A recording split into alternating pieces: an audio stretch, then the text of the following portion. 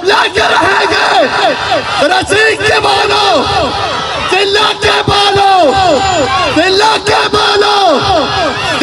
نصیر آباد میں سرکاری ملازمین اپنے مطالبات کے حق میں سڑکوں پر نکل آئے.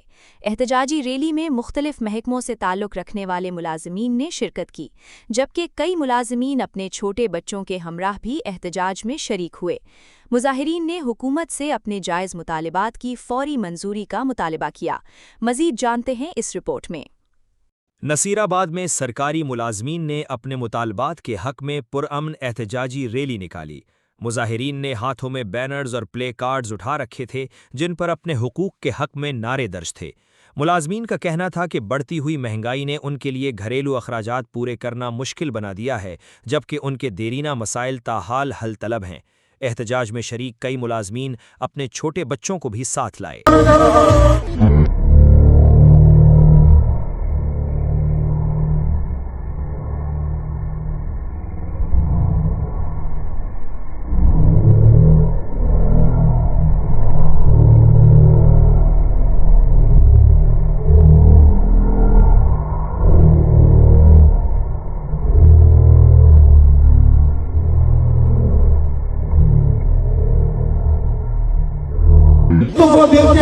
ڈگری سینٹی گریڈ میں نکلے ہیں. میں ان حکمرانوں کو کہنا چاہتا ہوں کہ 8 لاکھ کی تنخواہ میں اگر آپ کا سمندر جیسا پیٹ نہیں بھرتا تو 50,000 روپے اور 40,000 روپے کے چھوٹے ملازمین کے بچے آج سڑکوں پر نہ ہوتے.